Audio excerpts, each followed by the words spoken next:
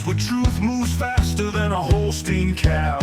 No waiting on some pretty page. We're charting new ground in the digital age. From genomic codes to row-wide facts, we cut through the noise, no holding back. Not your daddy's dairy news tonight. We're sparking debates with every insight. The ring's not where the real fight's at. It's in the data, in the channel chat. From pasture to processor to your morning cup, we're raising the stakes. Try and get ahead of herd. Yeah! Where the future's more than just a word. Ahead of herd. Come on! The Bullvine's calling, let your voice be heard. Welcome back to the Bullvine Podcast, where we cut through dairy industry noise to get you the insights that actually matter for your operation. And today we're diving deep into a feature piece about whether we've actually captured the profit genomics promised, or if that extra, $238,000 in industry-wide return is still just stuck, sitting untouched in your semen tank. That's it. Yeah. The $238,000 question. And it's provocative because, that figure represents the estimated compounded benefit that the entire global dairy industry has realized over, the first 15 years of using genomics? It's a massive number. It's huge. Yeah. And it's a validating number. Genomics has been, foundational to modern dairy since 2008. It's not the new kid on the block anymore. No, it's absolutely the undisputed standard. But if it's a standard, then it's definitely time we check the balance sheet. Right. We've been running on rocket fuel. Phenomenal speed in genetic gain, absolutely, doubling the rate of improvement. But as a farmer, I have to ask, did that speed come with a hidden cost? Are we breeding super producers that are, secretly fragile? That's the fear, isn't it? Exactly. And the source material we're digging into today, it drives right at that tension point. Genomic selection has delivered the speed, for sure, but it also ramped up some unintended consequences. Like genetic concentration. Genetic concentration, rising inbreeding. That trade-off is the real $238,000 problem. Are we getting that headline profit? Or are we just quietly losing it through higher vet bills and, earlier culling? And the timing for this deep dive is, I think, perfect because we finally have the tools to really manage this trade-off effectively. You're talking about the new LPI. Yeah, Lectinet just modernized its Lifetime Performance Index, the LPI, back in April 2025. That gives us a brand new, really granular dashboard to see exactly where a bull excels and, maybe more importantly, where he's deficient. Okay, wait, let's nail down the stakes one more time because that money is the reason anyone pays attention. The core claim is that genomic selection compared to the, older, decade-old genetics. The pre-2008 stuff? Right. Compared to that, it has delivered a couple $1,000s more lifetime profit per cow. And that's based on Pro Day, which, for anyone listening, uses real Canadian revenue and cost data. It's measuring expected lifetime profit up to 6 years of age or, disposal. It's a serious claim. It is. And if you take that, let's say, conservative $2,000 difference and you multiply it across a 400 cow herd where you're replacing, maybe 120 cows a year, you're looking at an extra $50,000 to $100,000 per year. $100,000 a year. Per year in extra lifetime profit just rolling through your operation. That's capital for expansion. It's debt payment. It's a buffer against the next dip in the commodity cycle. That's exactly why we adopted it in the first place. Of course. But here's the critical caveat. This is the fine print that so often gets ignored, and the source material really drives this point home. That entire payoff. It's contingent on management. 100%. Genomics is loading the gun with this incredible potential, but your fresh tau program, your repro efficiency, your culling strategy, that's what pulls the trigger. So if you have a genetically elite heifer that leaves before her third lactation because, she can't handle the transition or she blows out her feet and legs. You haven't captured that $2,000, it evaporated. It's gone. And that is what takes us to the controversy. Because for too long, the industry has just chased the single highest index number. The flashiest bull in the catalog. Of a flashiest LPI or Pro bull available. Exactly. And we're going to challenge that idea today because we're going to show you with hard data that the most used bulls, while they're driving incredible production gain, are also dragging down critical functional traits. Like fertility. Fertility, overall diversity, all of it. Yeah, we're talking about the difference between breeding purely for rocket fuel genetics, which gives you that incredible speed on paper, versus breeding for workhorse genetics, which, guarantees long-term reliability and profit. You need a mix, right? You absolutely need a mix, and we'll show you exactly how to use these new genomic tools to stratify your herd and get both. Okay, let's unpack this and jump into the core claim. The promise of genomics and, well, where the industry even started from. Let's do it. So let's start with the promise. The analysis of data, across North America, Europe, it's completely unambiguous. Genomic selection has roughly doubled the rate of genetic gain. Doubled. For everything that matters. Man. Look, fat, protein, and critically health and longevity traits compared to that old progeny testing era. And that doubling is what underpins that massive, $238,000 industry-wide ROI. When Lactanet runs those pro comparisons today, comparing a high-index sire born this year to a bull proven just 10 years ago. That gap is where you get that couple $1,000s more lifetime profit per cow. And I want to stress the cumulative nature of this. This is an exponential benefit. If you are consistently breeding daughters with $2,000 higher expected profit for 5 straight years, you have dramatically changed the base profitability of your entire operation. Which is how you get to that $50,000 to $100,000 annual uplift we talked about. Exactly. It's the whole reason we made the technological investment in the first place. I think to really appreciate this, we have to pause and look at the historical context. The time before genomics gave us these clear, objective numbers. You mean the Banners versus Bills split? That's it, the Banners versus Bill split on the farm. If you look back to, say, the late 2000s, the Goldwyn, Buckeye, Dolman era, before 2008. The era of the Banner cows. Mm-hmm. Oh, yeah. This was a breeding philosophy that heavily prioritized true type conformation. The show ring cow. The kind of cow that looked absolutely stunning in the show ring. Moderate yield was important, sure, but the type score, especially feet and legs, udder conformation, that was weighted so heavily. And that's where the clash began. Those aesthetics, they were expensive. Incredibly expensive. And the research is so clear. Those visually appealing cows, they often struggle. They struggled hard through the transition period in a high production freestall environment. They needed so much intensive management. Oh, constantly. They were the ones prone to ketosis, DAs, persistent feet, and leg issues that just required endless intervention. I remember running the spreadsheets sheets back then. The goal was this beautiful balance, right? But the commercial reality was that these cows simply did not routinely make it to the profitable 4th or 5th lactation. They looked great. They looked amazing, but they often left the herd before they even paid off their rearing costs. And that's the entire profit paradox right there, isn't it?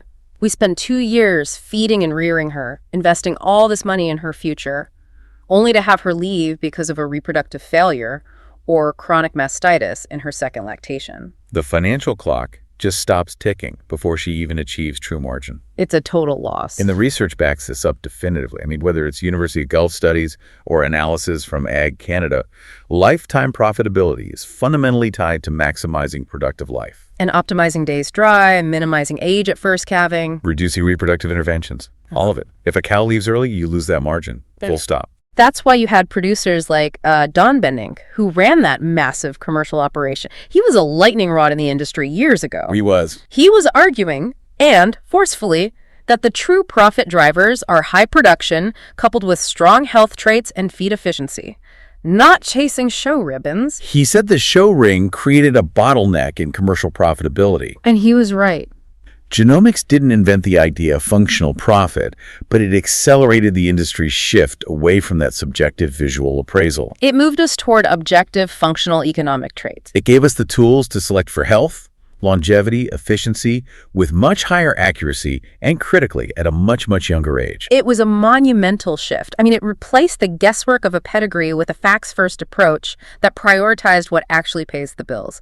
It took us from a 6 to 10 year proof cycle down to immediate data on a calf. That's the foundation of the $238,000 ROI. It is. So if the foundation is that sound, why are we even having this deep dive about profit being left on the table? Because the problem lies in the industry's response to all that new speed. Right. So let's talk about the mechanics that delivered this speed boost. It's important to understand how the velocity was achieved before we analyze the consequences. Okay. Genomic evaluation allowed the sire of sons generation interval to be cut in half. And that is the core metric. It's everything. They dropped from that, agonizing old 6 to 10 year span. Waiting forever for daughters to calve. Waiting for them to calve, milk, and be proven, all the way down to about 2.5 to 3 years. That shift is absolutely revolutionary. It's hard to overstate. You can't. When you cut the time between generations that sharply, and then you combine it with higher selection intensity because you can test hundreds of bulls instantly, genetic gain naturally just explodes. You're cycling through improvements at 3 times the rate. And we can track this explosion so clearly using Canadian data. If you compare the performance of the 20 most used sires in 2008 versus the top 20 in 2024, the progress it's just startling. Okay, lay it on me. All right, look at the LPI jump alone. The average LPI of those top bulls climbed from about 1,985 in 2008 to roughly 3,531 in 2024. Wow. That's nearly 1,600 LPI points in 16 years. Which means an average gain of plus 97 LPI points per year among the bulls that farmers were actually selecting. And the pro swing is even more crucial, right? Because that's the dollars. That's the dollars. Yeah. It swung from a negative average of about negative $1,558 in 2008, meaning those bulls were predicted to lose money over their daughter's lifetime. Which is crazy to think about now. Isn't it? It swung all the way to a highly positive average of plus $1,970 in 2024. That is a total swing of over $3,500 in predicted daughter lifetime profit across the most used sires. Which translates to a gain of what? Plus $221 per year? $221 a year. It's staggering. And production proofs mirrored this, I assume. Completely. In 2008, the top 20 bulls were negative for milk yield, maybe negative 578 kilos. By 2024, they were driving massive gains, plus 860 kilos of milk, plus 85 kilos of fat, plus 50 kilos of protein. So the genetics breeders chose went from being a subtle drag to a significant forward driver. We're adding nearly 90 kilograms of milk improvement every single year through sire selection alone. The data is incredible. It absolutely validates the investment. Yeah. But There's always a but. there's always a but. The question is, did we get so focused on the speed dial that we forgot to check the dashboard for warning lights? And here comes the red flashing light. Here it is, the diversity question. When you select that intensely, constantly chasing the absolute highest index numbers, you necessarily narrow the gene pool. This is what geneticists talk about when they use the term effective population size, or EPS. Right. Can you give us an analogy for EPS? Yeah. For the farmer listening who might not be a geneticist. Sure. Think of it like a business investment. If you have an EPS of 100, that's like having your retirement money spread across 100 different companies. Yeah. If one of them fails, it's not catastrophic. Okay, makes sense. Geneticists, like at the FAO, suggest you want an EPS of 100 or more to maintain long-term health and the ability to adapt to changes like a new disease or a shift in feed ingredients. But if you drop below 50, That's a problem. that's like putting 90% of your retirement fund into one stock that's doing great right now.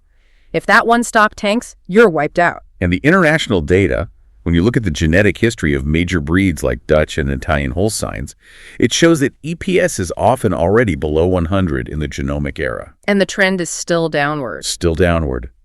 The intense selection pressures mean everyone is chasing the success of the same few highly related sire lines. And the result of that is directly visible in the accelerating inbreeding rates. It's rising faster now, about 0.3 to 0.5 percentage points annually. That's 1.5% to 2.5% per generation. We are actively creating fragility by relying on these tight families. And the Canadian context here is highly relevant. The 20 most used sires in 2024, the heroes of that phenomenal LPI gain we just talked about, their daughters have an average expected inbreeding coefficient of 11.5%. 11.5.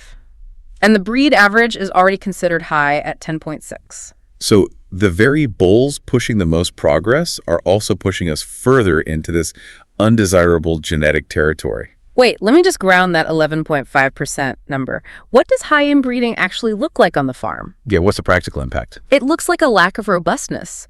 It translates to more fertility trouble, more flushes, more cinch programs, more vet checks trying to get them bred back. They just don't bounce back as easily from fresh cow stress or a bout of mastitis. They are fundamentally less resilient. So you buy the bull that's supposed to give you $2,000 more profit, but if that bull's daughters require $500 more in reproductive intervention and they leave 6 months early because they're fragile. You've just funded the AI industry without capturing any of the realized profit yourself. That's the insidious part of this trade-off, isn't it? It is. It doesn't show up as one catastrophic failure. It shows up as constant small management headaches and creeping labor costs that just chip away at the margin until that cow is cold. That seems like a contradiction, though. The source material notes that while the gene pool might be tightening at the ancestry level, producers are actually using more unique bulls.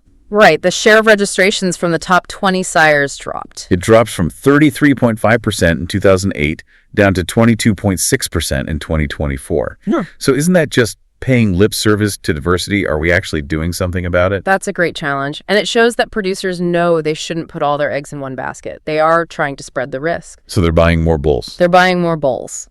But if those different bulls, let's say bull A, bull B, and bull C all share the same handful of great-grandparents, the concentration risk is still high. It's the same genetic code being recycled under different names. So the concentration issue isn't about using fewer bulls. It's about using bulls who are all too closely related at the deep genomic level.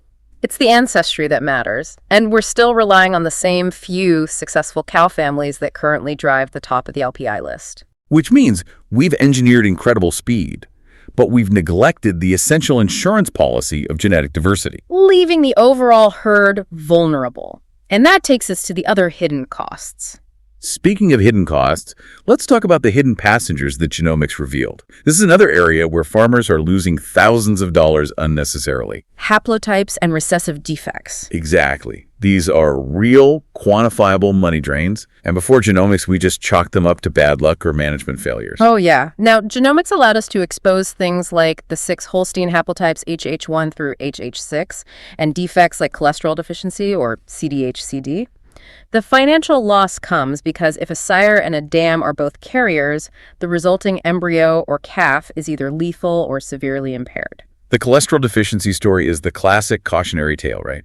It traced back through famous, highly used lines like Mufflin Storm. And the carriers look completely normal, often high-index, powerful animals, but when you bred a carrier to a carrier, the calves either died in the womb, or if they made it to birth, they struggled with chronic diarrhea, failed to metabolize fat properly, and they were dead within weeks. I remember before we had reliable CD testing, walking into the calving pen and seeing a few of those weak calves failing to thrive and just knowing intuitively that that semen order had been a financial mistake. Yeah. You lost the calf, you lost the pregnancy, you increased your days open, you wasted the expensive semen.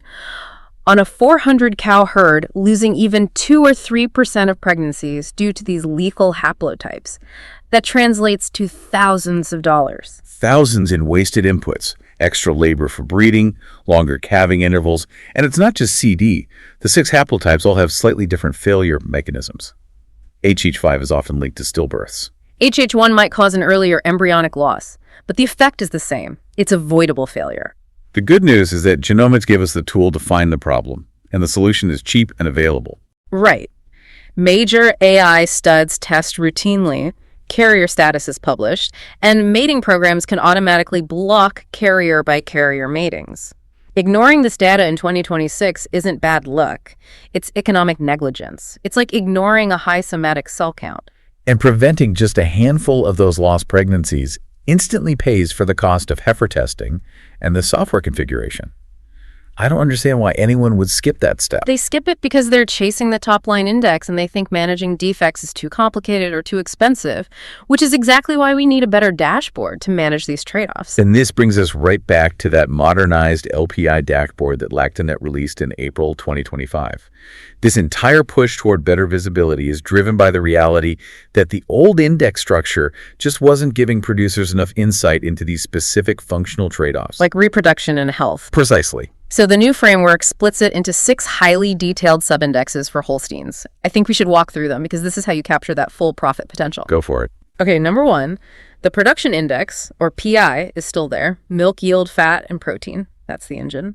Number 2, the longevity and type index, or LTI, now bundles productive life and conformation together. So feet, legs, udder. Exactly. Then you get the functional traits, the health and welfare index, HWI, the reproduction index, RI, the milkability index, MI, and then the new one, the environmental impact index, or EII. What's fascinating to me is that the correlation with the old LPI is still really high, like 0.98. The strong bulls are still strong, but now you can see their Achilles heel immediately. If you're struggling with open days, you can see a bull's RI score without having to decipher 20 separate proofs. And that new inclusion of the environmental impact index, the EII, that's incredibly forward-looking. That's directly selecting for traits related to feed efficiency and methane output. Things we couldn't even measure accurately 15 years ago. Exactly. But these are the things that will dictate profitability in the next 5 years as processors and regulators start to reward that efficiency. Okay, so let's apply the new dashboard to the past. Yep. We looked at the 20 most used Canadian sires in 2024. The heroes who drove that $3,500 pro gain. How do they stack up on this new, detailed 6-point dashboard? The pattern is crystal clear, and it explains exactly why that profit is being left on the table. They are universally elite for LPI, Pro Pi, and LTI, The production and type stuff. the stuff we've been selecting for. They're roughly breed average for health and welfare and milkability. But here's the kicker. Okay. They are significantly below breed average for reproduction and environmental impact. Wait, say that again. They're below breed average for reproduction. Significantly below. That is the definition of a high-performance fragile machine. Right. If they are significantly below breed average for reproduction, that means we have consistently used bulls that generate more milk, but whose daughters require more labor, more hormones, and more time to get pregnant. That's exactly it. We traded longevity and fertility for speed in the tank. We accepted that the top index bull might mean more open days and more vet intervention. Because the overall LPI was so high, we thought we could just manage around the deficiency. But if you keep stacking high production, below average fertility sires onto your daughters who already share that same trait profile. You're just compounding the problem exponentially. So if the breed average RI score is 100, where are these top 20 bulls sitting? Many are dipping into the high 80s or low 90s. Some are even lower. And that difference, 10 to 15 points below average, is huge. It translates directly to extra days open or a higher culling rate based on reproductive failure. And for the EAI. Same story. They score low because they weren't selected for feed efficiency. They were selected purely for output, regardless of the input cost. That sets the stage perfectly for the progressive strategy. If index chasing is creating these high-maintenance cows and isn't fully capturing the profit, we have to stop being passive consumers of semen catalogs. We have to actively steer the breeding bus. This is where the truly profitable herds, the ones actually making that full $50,000 to $100,000 ROI, are differentiating themselves. They're not just circling the top 2 index numbers. No, they're actively using the full genomic dashboard to protect those functional traits. So let's dive into the 4 progressive strategies they're using. Okay, strategy number 1.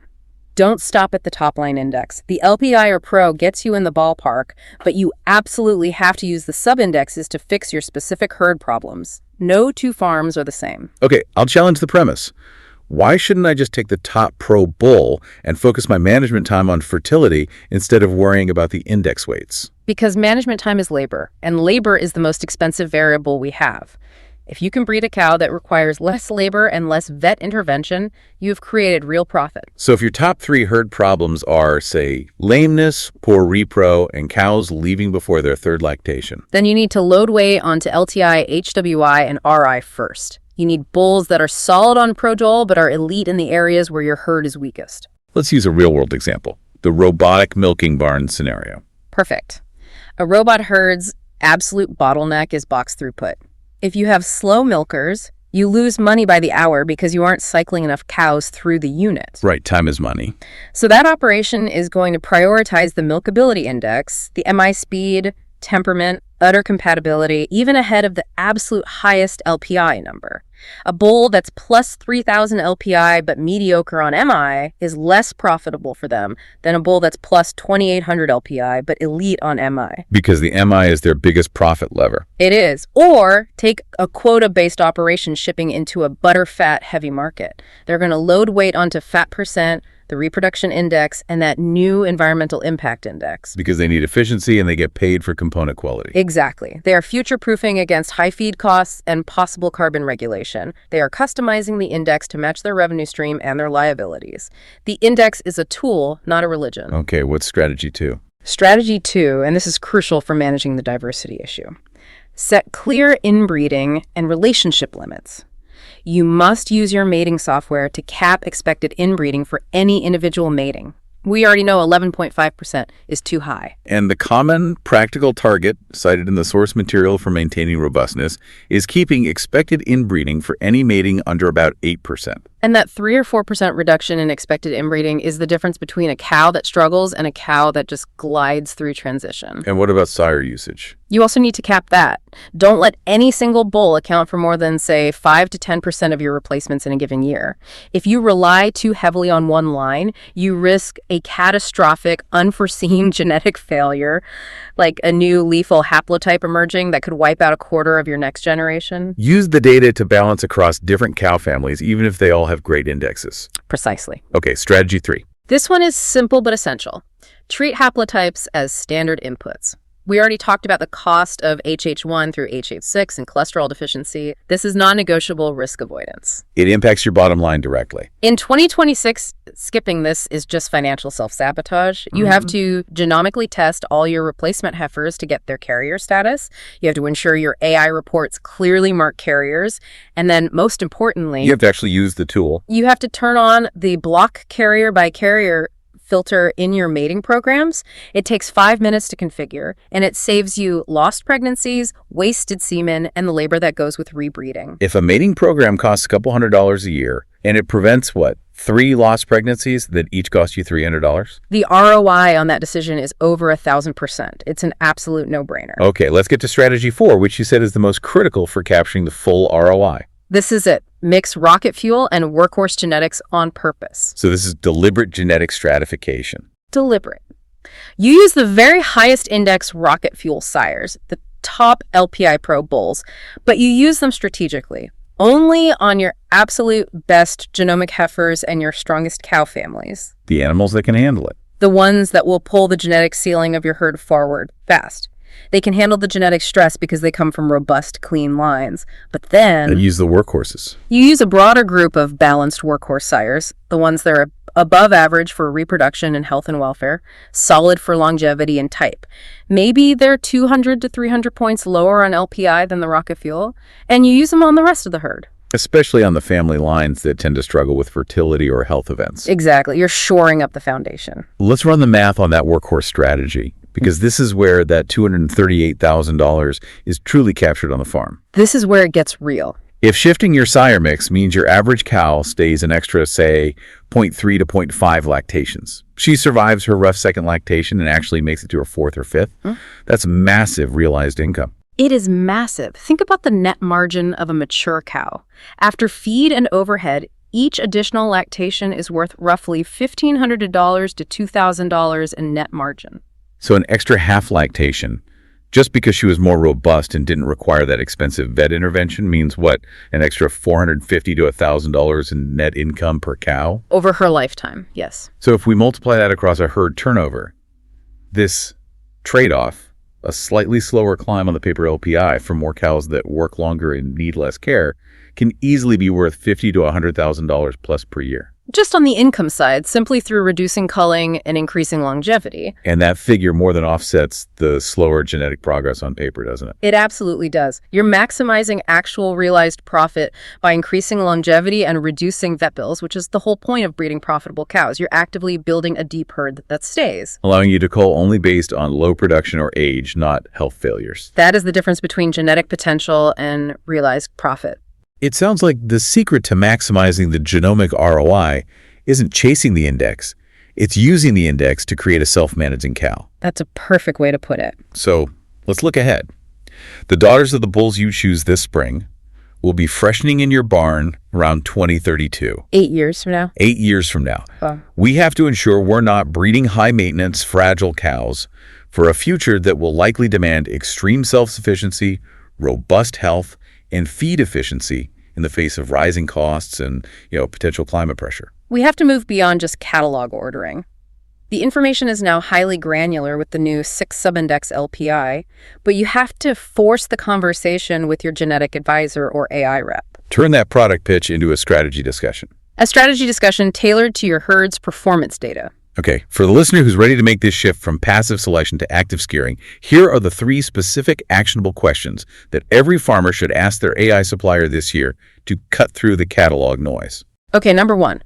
Which bulls in your lineup are above breed average for both reproduction and health and welfare subindexes, and still strong on LPI and Pro? That question is powerful because it instantly forces them to look beyond the top 2 or 3 names on the LPI list. It forces them to find the balanced, functional sires, the workhorses. You're demanding function alongside performance. Okay, question 2. Question 2. Can you run a report showing my herd's average expected inbreeding and carrier status for major Holstein haplotypes and genetic defects? That gives you an essential baseline for both diversity risk and hidden financial risk. If your herd's average inbreeding is already at 11%, or if you have a high percentage of carriers for HH5, you know exactly where you need to focus your selection efforts today. No more guesswork. No more guesswork. And finally, question 3. If I wanted to balance my sire lineup between a few elite rocket fuel bulls and more workhorse functional sires, what would that stratified breeding plan look like for my specific herd? That turns the whole discussion into a consultative planning session.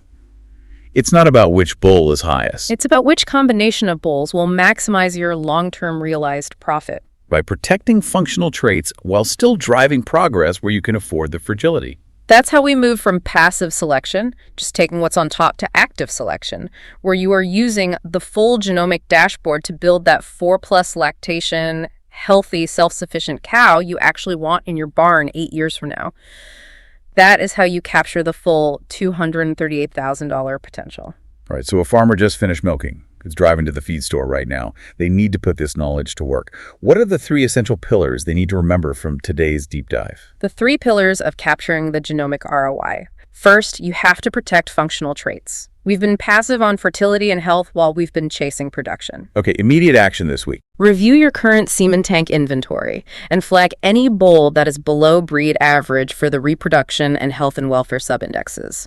Use that new LPI data. If they're dragging you down on those traits, stop using them. Medium-term strategy over the next 3 to 6 months. Work with your genetic advisor to actively identify 3 or 4 of those workhorse sires that are clearly strong in those 2 functional areas.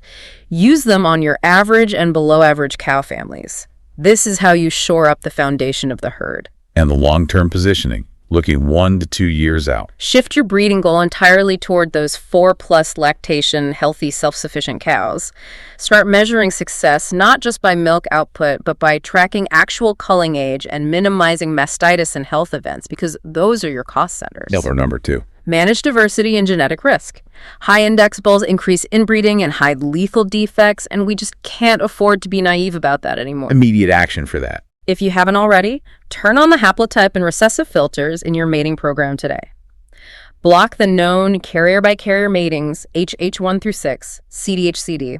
That's Risk Management 101. It's the easiest money you'll save all year. And medium term. Genomically test all replacement heifers. This gives you accurate carrier status and, critically, actual inbreeding data on the next generation. It allows your mating program to be precise rather than relying on pedigree estimates that might underestimate relatedness. Long term. Set a hard herd-wide expected inbreeding ceiling target for all individual matings. Target under 8%. That is the level that maintains long-term robustness and adaptability in the face of intense selection pressure. Okay, and the final pillar, number 3. Balanced genetics for ROI. We need to capture the speed genomics offers, but mitigate the fragility it can introduce through stratification. Immediate action. Make a small initial semen order, mixing 1 or 2 of those ultra-elite rocket fuel sires with at least 1 or 2 of those workhorse functional sires that excel on health and reproduction. Get that diversification started in your tank right now. Medium-term strategy. Dive deep into the new LPI subindexes and assign your own custom weightings based on your top 3 herd problems. If lameness is killing you, weight longevity and type higher than the standard formula does, because that is your unique bottleneck. And the long-term goal. Capture that $50,000 to $100,000 plus per year ROI by building that deep, healthy herd that stays longer. If they stay, you only call based on economics, not health failure. That's the full profit potential of genomic selection realized. This has been another deep dive from the Bullvine Podcast. Genomics gave us the speed, but our breeding decisions determine whether we actually capture that profit. The bottom line is this. Without genomics, you couldn't reliably achieve this kind of return. The tools are there now in the form of these new indexes and the haplotype data. Make sure you're steering your enterprise in the right direction for 2032. Build a resilient herd. not just chase the catalog leader for 2026. For more straight-talking industry analysis, head to www.thebullvine.com. Subscribe wherever you get your podcasts. We're out with new episodes every day, and upcoming topics will be around the economics of carbon markets and the viability of high-tech milking equipment. See you next time.